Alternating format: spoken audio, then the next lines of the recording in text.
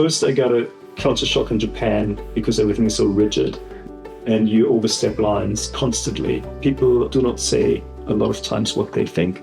And so that was hard for me to adjust and to understand, because in Germany we have this culture of being very direct. I had to learn Japanese. It was the only way. I got thrown into this when I went to Japan. I didn't know what it was in for. And then coming here, I had a reverse culture shock. And I think it's super important, like really getting out there, seeing different cultures, working in different countries. Don't get stuck in your own bubble, and definitely don't get stuck in your own mindset. Try to open your mind.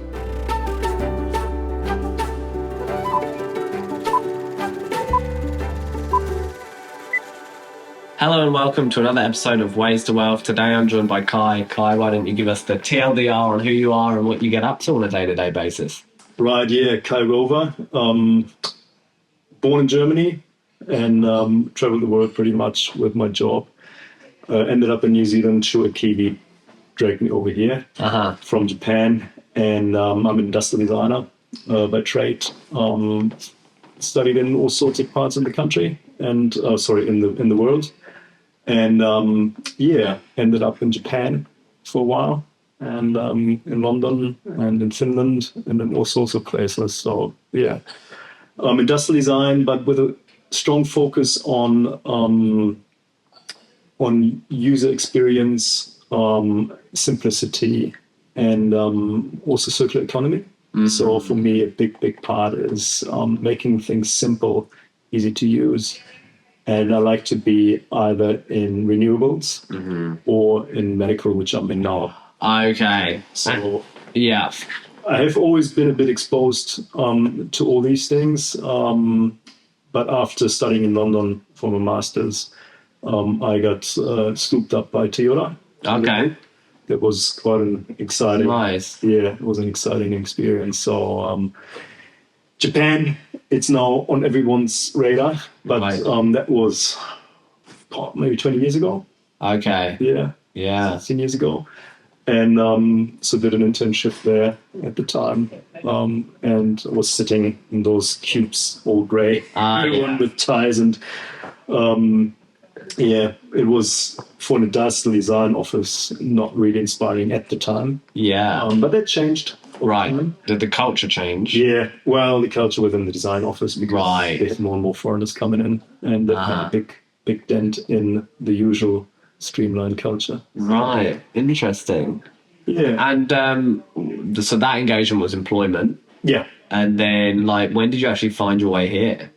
9 years ago. 8 years ago. Yeah. So we traveled over quite a bit from Japan, came and visited New Zealand. A few times. Yeah, a few times. My wife's family's here. Yeah. And I loved it. Oh, you did? Yeah, my wife was like, let's go to Germany.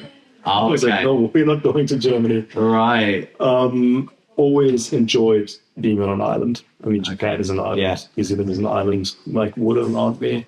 Yeah. Okay. On the water, in the water. You like to be, your hobbies around that? What do you do? Love surfing. You do surfing? Love spearfishing. Okay. So free diving. Yeah. All these things that give you a bit of a challenge. Yeah. I grew up sailing, for example, with my dad. And we were always, we were not the hikers. Yes. So, yeah. And when you made the move, what was your observation of the country, both, I guess, from a lifestyle perspective, you were like, this is beautiful, perfect, and this is exactly what you wanted to be doing with your time, especially from a kind of recreational perspective. Yeah, very interesting, because I had to adjust quite a bit when I came socially here. Yes. First, I got a culture shock in Japan because everything is so rigid. Right. And you overstep lines constantly. Right. And even what you wear, how you behave. I had to learn Japanese. It was the only way. It's not very good, but brought me where I had to go. And then also changing companies was a big deal there in Japan. And then coming here, I had a reverse culture shock. Right. I wasn't used to Japan. People are not really quiet, but to a certain extent, it's more quiet. People modest. Don't say, modest. People do not say a lot of times what they think. I would say to a certain extent, there might be a little bit of passive aggressive to a certain extent. When you have a problem, you don't say it, you just keep it. And so that was hard for me to adjust and to understand, because in Germany we have this culture of being very direct. So having this, so you were there for a while, so that 8.5 years. Yeah, that really kind of probably rubbed off a little bit. It was great, yeah, and you really understood the culture, and you designed differently within the Asian market. Yeah, but then also Toyota exports a lot around the world, so you need to understand all the different cultures to then build on that to produce a product. And then coming here was a big deal, because I had an offer from Daimler-Benz Mitsubishi Fuso at the time in Japan, and my wife was like, no, let's go to New Zealand. So at the time I went to Rinnai, New Zealand, even though it's a Japanese company, which no one knows in New Zealand. Everyone thinks it's a Kiwi company. Yeah. So I went there, did for them the luxury fireplaces, the series, helped them with developing that. It was fantastic. It was a great team to work with. Yeah. But then also realized that coming from car industry, that I was at Ricoh in Japan, and then coming here, again, kind of in the fossil fuels, which I wasn't so keen on. Okay. I always had this draw to change things, also within Rinnai. So now they have an electric fire, for example. Right. Really important. Because, where we're heading, I think the world is electric and definitely more sustainable. Right. So coming here was a big step. And probably a pretty good place to be thinking about that. Yeah. In the world, right? Yeah. In terms of designing solutions around that theme. 100%. Because I think we're actually quite lucky that we are so small here. And that's why Clean Green New Zealand exists. But I think we have to go a long way. Further. Yeah. Because we're like 80% renewable, right? Yeah, but we're still burning coal, right? Which is unfortunate. And try and remove the coal. Probably. What do you think of the refinery that they got rid of? Well, that we need, because obviously post-pandemic and do we need self-sustainability? I guess completely. Yeah, I think independent systems. Yeah, we should be more independent. We have to push them more. When I came here, I got then scooped up by an Australian company, Labo, and that was a fantastic opportunity as well. I was supposed to go to Sydney. I worked from here for 4 years, 3.5 years. Yeah. And they did hydrogen. Right. So at the time, the Holy Grail. And it was fantastic. Then we also switched a bit over to lithium. So solar and inverters, like an all-in-one unit for residential. So microgrids.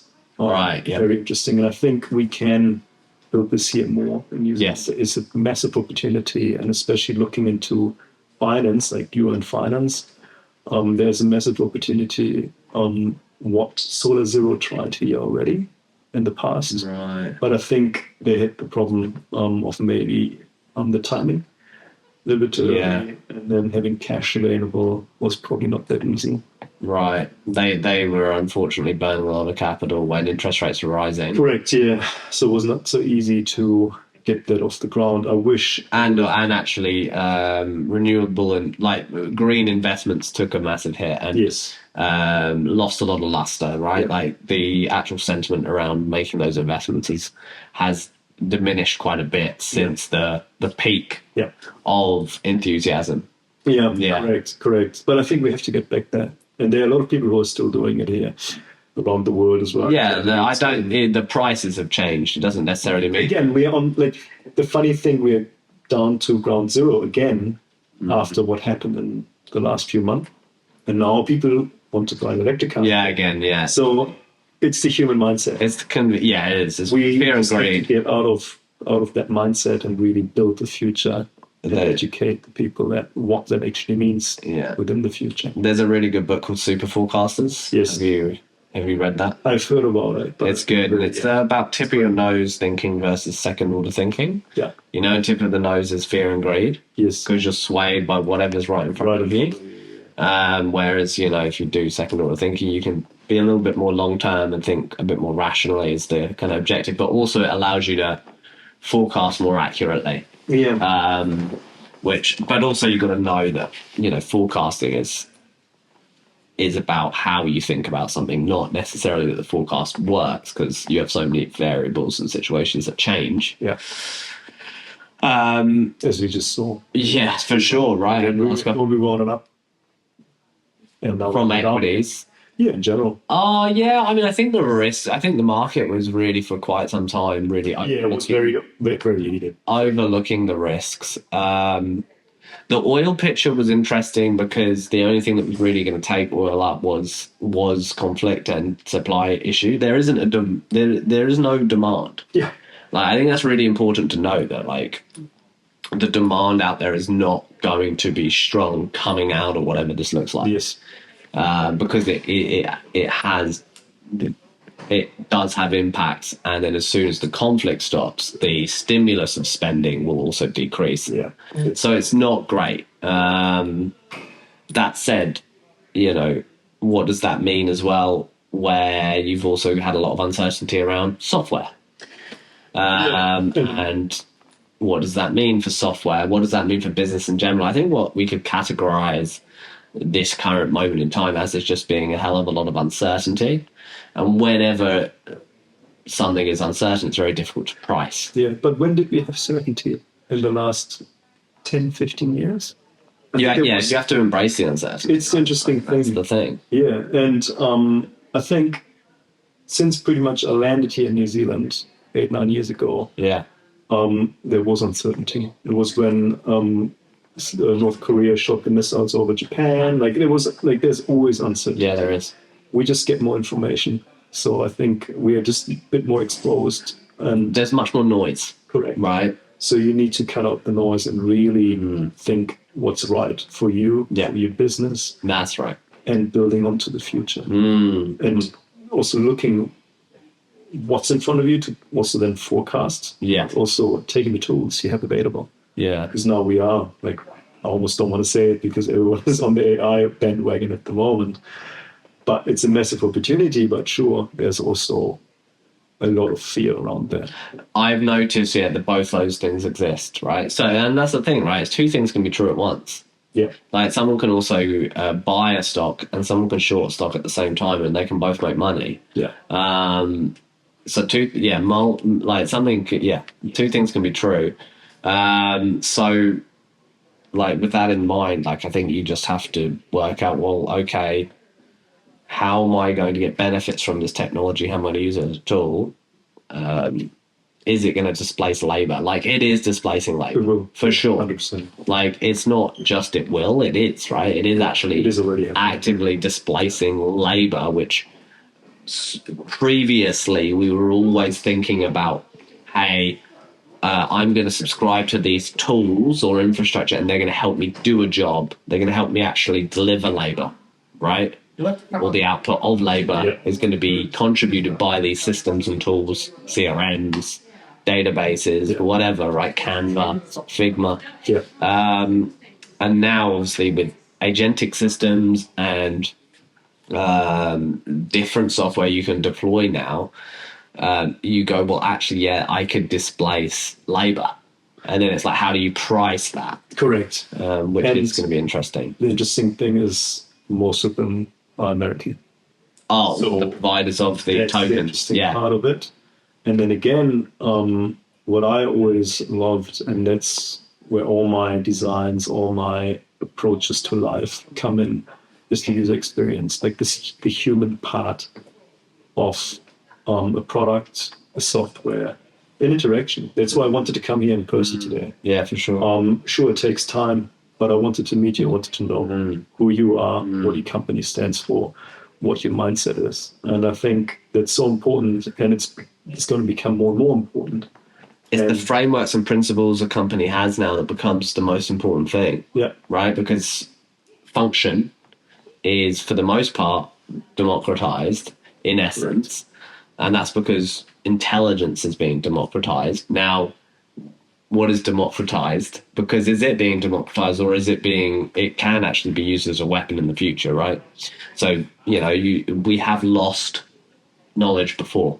Yeah. It's not in human history, we've lost the ability to do things. We don't land on the moon now. Yeah. So I think there is a huge risk around implementing these systems like into your business, because unless you really have a good solution and system for deploying it in a way where you are completely like secure. Yes. Because there's no reason why the model providers couldn't decide in 2 years to take up the price 5x. For sure. Right. And I mean, that's why European countries are now finally thinking about building their own. And probably every country has to think about that. Yeah. And I guess it's like, well, we had an interesting conversation. We had an event with the FMA here, talking about AI native people. We said to them, we were like, hey, what do you think about some sort of event where we could actually talk to people that are just unashamedly using AI, rather than, okay, let's talk to the advisors and see how they want to use AI in their business model with their interesting point, right? Because at the moment we still have this hurdle when people say, oh no, I didn't write this with AI, like it's not generated by AI. Even though it just can accelerate on what you do and how you do it, and it can be your thought partner rather than the copycat. Yeah, so I think yes, some sorts. Yeah, but you need to train AI. You need to make sure that it's working for you and not you working for the AI. And I think that's going to be key in the future as well. Yeah, there's a couple of points you kind of hit on there that are really important. But the piece that we had talked about at the event was, well, what if,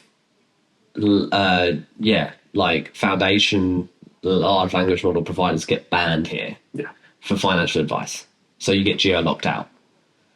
What does that actually do to the general population if there are a subset of users that are not going to listen to you because they're going to get VPNs and they're going to get maybe a better product because they know how to get around the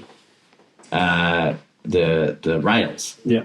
So, like, is it beneficial to, like, and is it even feasible for there to be a situation where we can't necessarily access certain intelligence? Yeah. And on this point is going to be really interesting again. Like, is it going to be the 1% that then will have access, because you touched on that pricing? Yeah.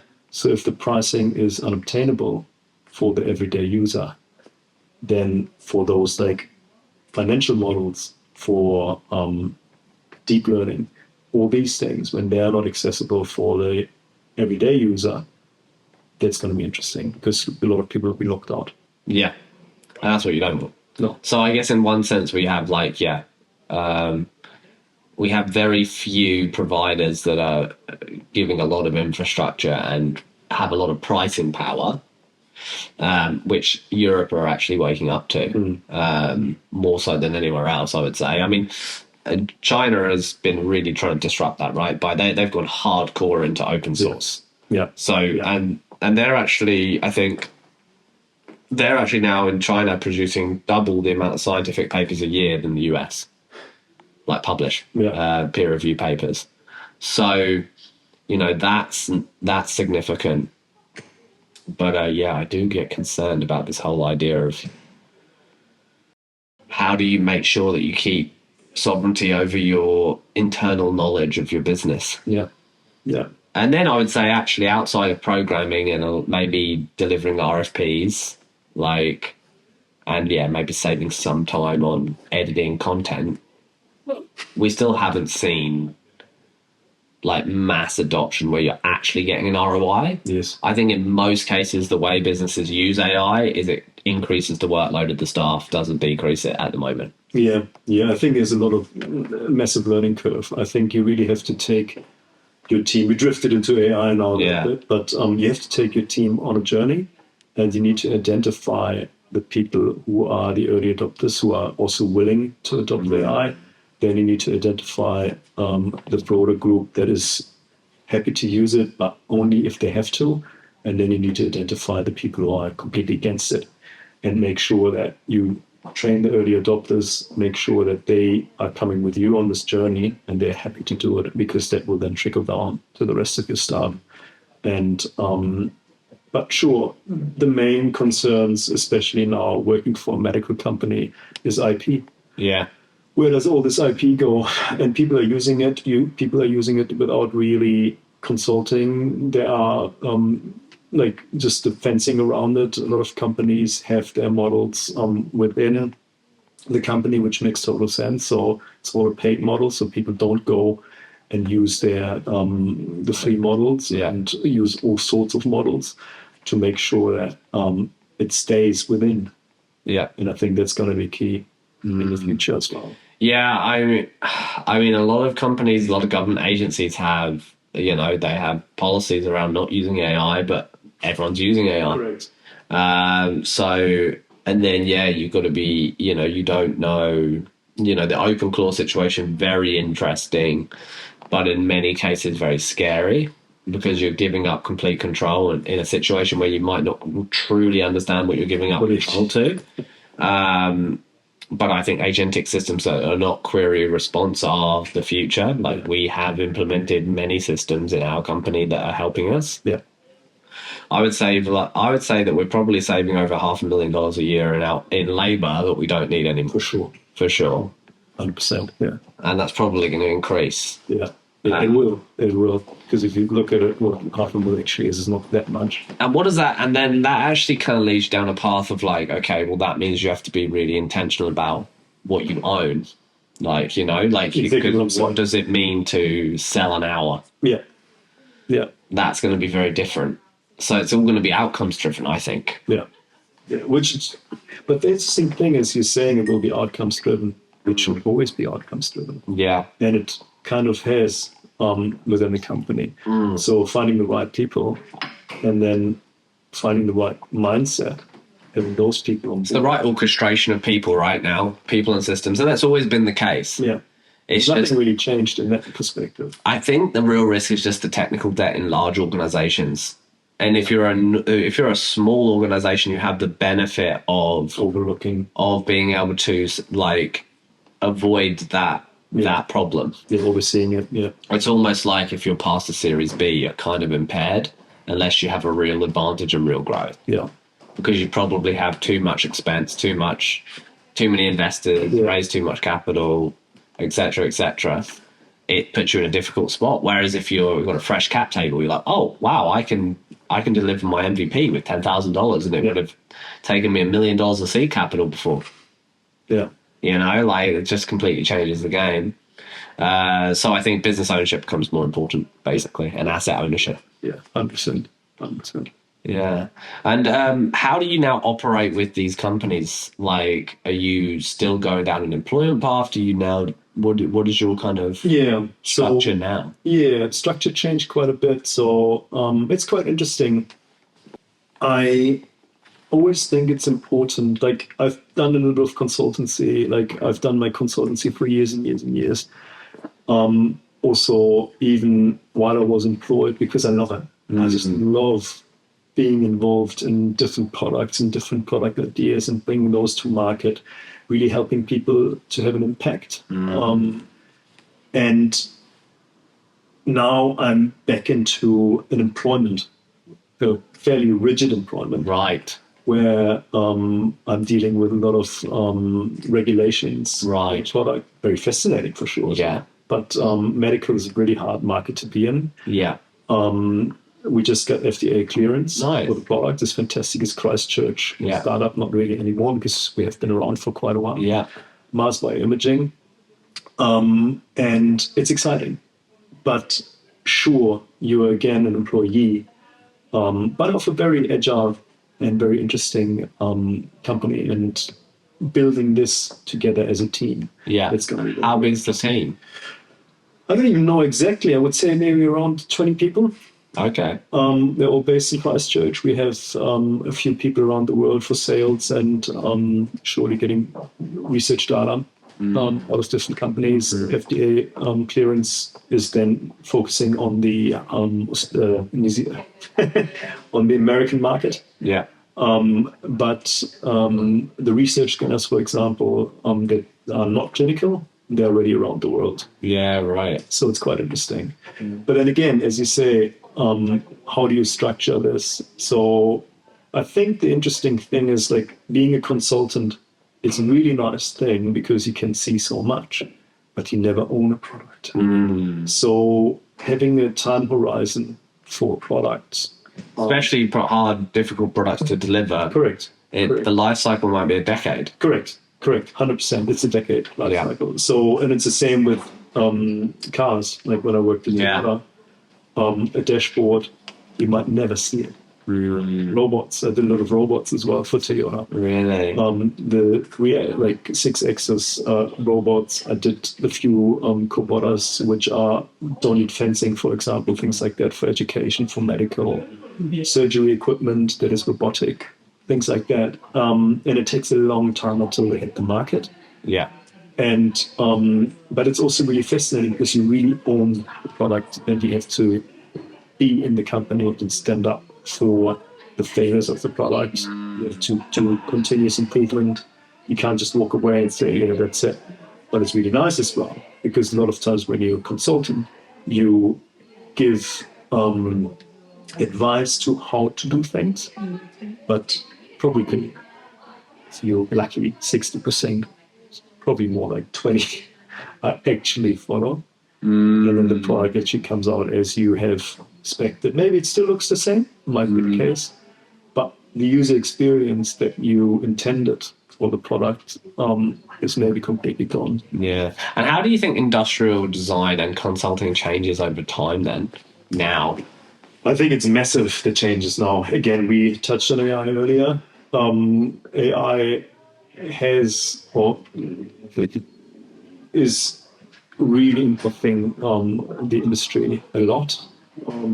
I think it's a bit of a problem at the moment because it's mainly form and how it looks. But then again, the real user experience and the interaction with the user, that's, again, where humans are still have to interact and where you can really understand how a product works, how the user uses it. For example, just an example of the CT scanner we're developing. So you would think, okay, it's the patient that is your user. You're done. You design for the patient. Sticks his hand in, get the scan, get the results, and then goes to a hand surgeon.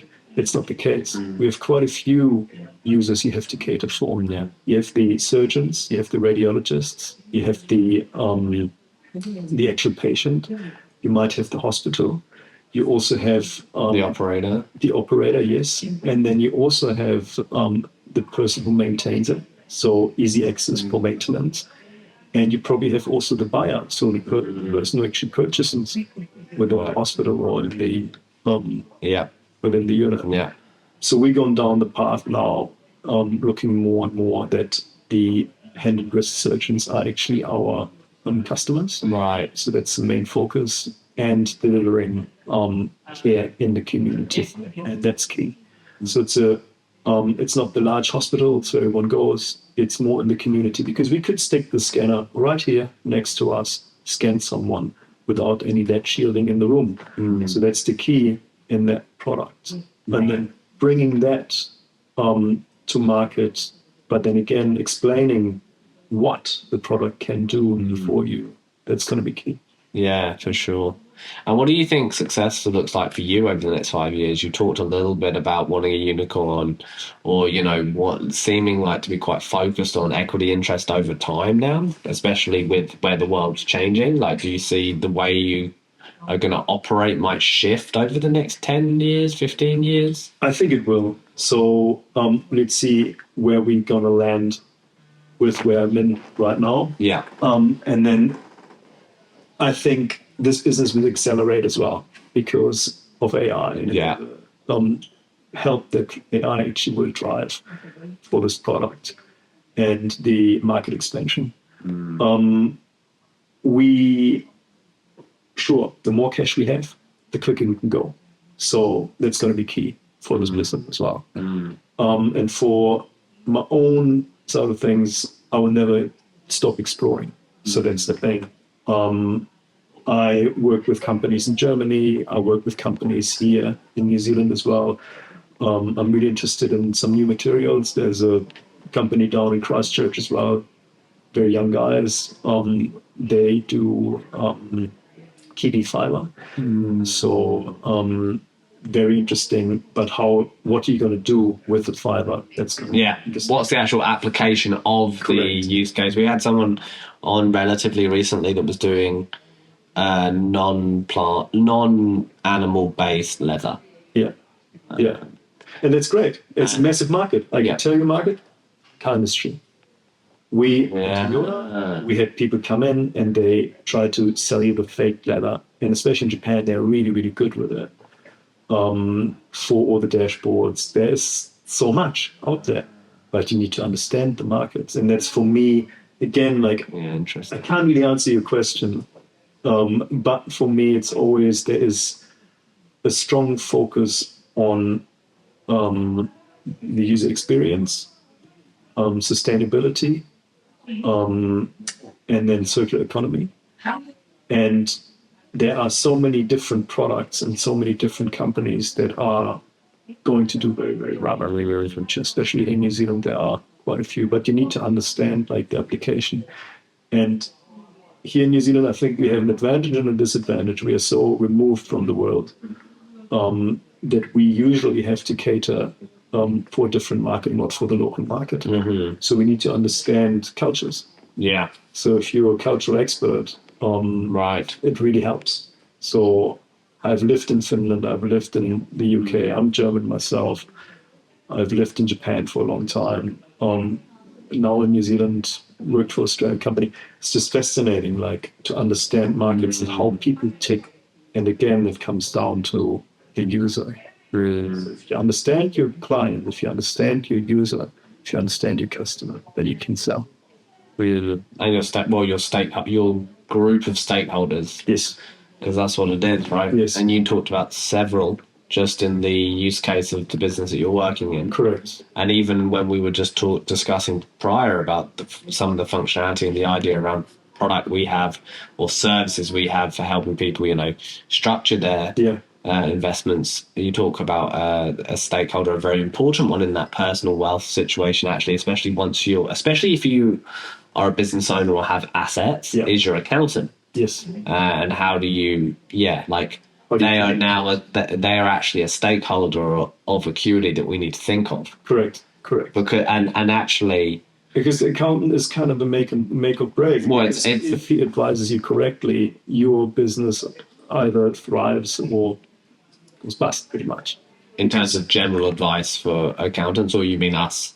No, in general advice for accounting. That's right. Because if your accountant is very switched on and gives you the right advice, then you can very quickly understand, okay, how much cash do I actually have available? Yes. How do I structure my company well that I will also thrive in a downtime? Yeah. Because that's right. That's where people always get hit. Yeah. And that's because the market is typical in a way, and it will make you illiquid when you want to be most liquid. Correct. And that's what 2022 did. Always a problem that people don't really collect the cash for the downturn. Yeah. If it goes well, thrive. But then if it doesn't, it's stressful. It's very stressful, and you want to avoid that stress. Yeah, and they're a stakeholder also that can be a gatekeeper. Yes. Right. So in your guys' case with the CFO, perhaps could be a gatekeeper. Yeah. Because the CFO might not see the model might not work with the view or the kind of way the CFO thinks about it. For us, when they look at a queue, they go, "Oh, why would you need that?" Yeah. They could be a complete gatekeeper. Yeah. And we've seen that in the past of people comparing eccuity or potential customers comparing eccuity to accountants or to tracker dashboards. It makes sense, correct, because it does that for you. Yeah. Which is fantastic. Yeah. But it also gives you... It isn't necessarily a replacement. All the other vehicles. So it's about, so it is about stakeholder management. Yeah. And again, I think for you guys, transparency is going to be key. Transparency, and then understanding how you can tell your story, the storytelling, because that's, again, the human part of things that AI can't really replace. Yeah. It probably will to a certain extent. I think it can make it much easier to come to a cohesive story, right? Like you can explore different stories much faster. You can iterate on ideas much faster with AI because you just don't have that same bandwidth to develop that many thought processes. Correct. But if then a human needs to understand. But if you're lazy on it and you're like, oh, tip of the nose thinking that one's the best and you implement it into everything, you're inevitably going to come up with an issue. Yeah. Whereas if you can if you can be disciplined in the tool and how you use the tool, that's going to be the situation. Like we cannot produce market ready marketing material with AI yet. No way. Yeah. No, it doesn't really work yet.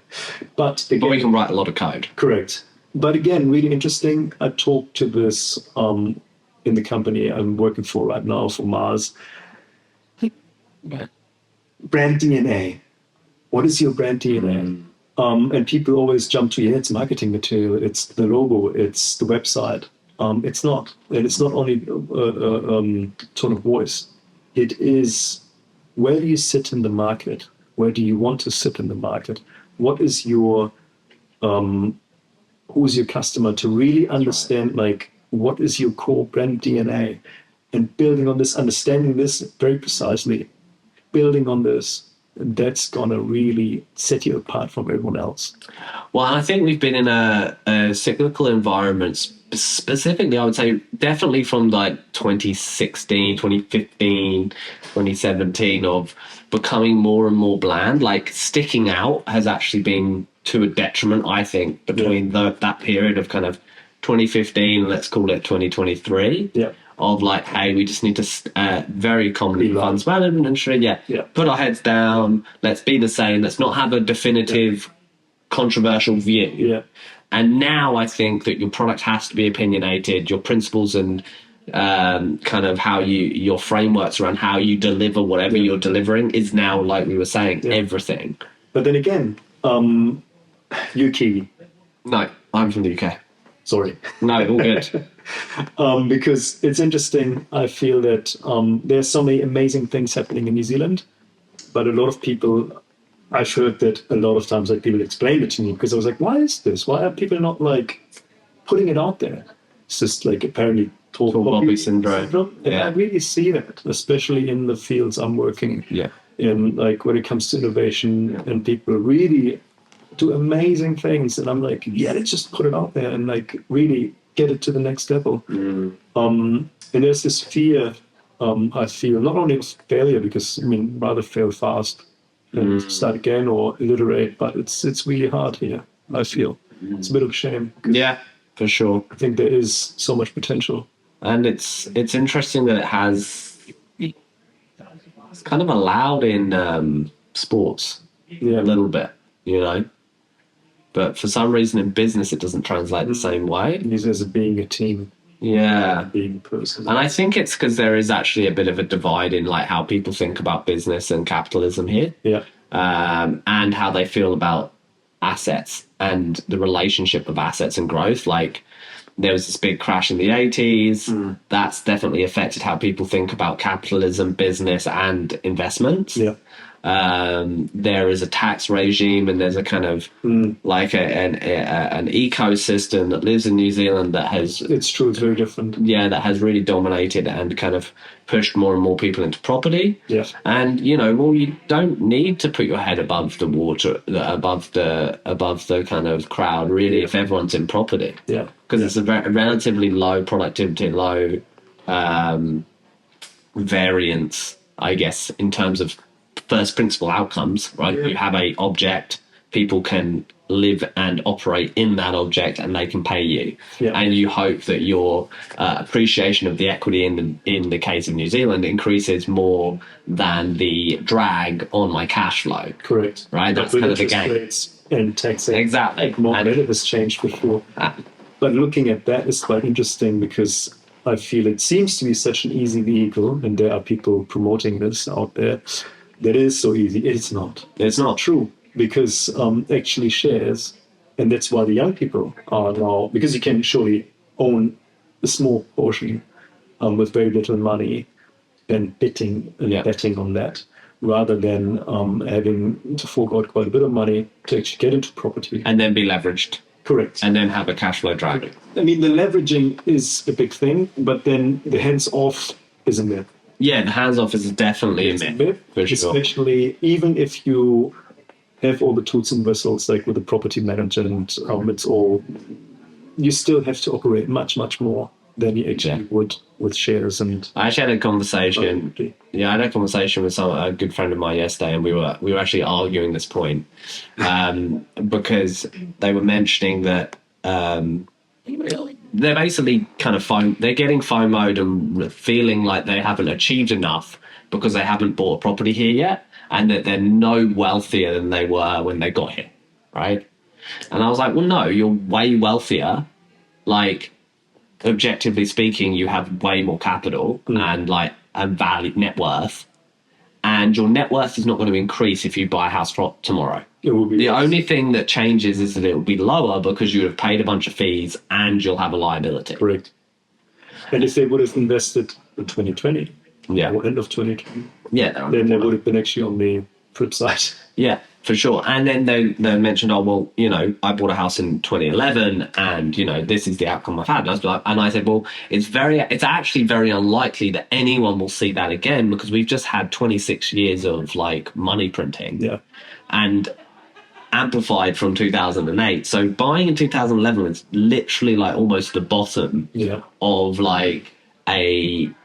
it was actually in the middle of a downward spiral of rates and printing money, which massively increased asset value. So you're probably unlikely to see that again. Yeah. Because it'd be nice, but maybe not. Yeah, but that's the question. It's just you can't really imagine that is going to be reliably possible, given that we were actually in an environment that was quite unusual. Yeah. But then if you think about it as well, I feel that it's a problem for New Zealand as well. It's definitely the outcomes a lot here, because if you would have more incentives of investing into business that actually creates something, and I mean, I'm a creator. I put things out there to be used to accelerate a business. That's, I think, what's needed here. So it's actually not a bad outcome. A lot of people will disagree. Oh yeah, this is perfect. It's just that we have to spend maybe the next 5 years getting off of the drug, right? It's the hangover or the withdrawals of. Yeah, because sure, and that's why FIFs are so strong here, because sure, it should be invested in New Zealand, the money, and we should build something more here rather than going overseas. And it's happening to a certain extent, but it would be great to see more of that. And I think it will happen more and more in the future because of that. Well, yeah, but I did a video on Rocket Lab about how there's this huge drag on all these 32,000 Kiwis that own Rocket Lab. Yeah. Of a company that's perceived as being a Kiwi company, but because it's listed in the US, there's drag. Yes. So it's what incentives are we trying to engender? But yeah, of course, if we can create more jobs here and invest in productive assets here and export kind of opportunities through services and product, then that is the holy grail, and I do agree with that. But actually, you want a system that's really easy and actually relatively flat across the board. Yeah. And that will then let you allocate capital the most efficient way. Yeah. And that's really what you want, because you don't want a circumstantial set of rules to basically put you into an asset class that then has a very abrupt shift. Yeah. Which is kind of what we're seeing from property, actually. Yeah. Yeah. It's very fascinating. So how do you think people can stay robust in this modern world? You're continuously learning and reinventing yourself. What is the path to staying relevant and staying valuable? Yeah, it depends on are we talking to young people? I think, let's do that. Because I think that's actually quite important. Yeah. Because priorities have shifted a little bit and outlooks have shifted quite a bit, especially in the last 5 years.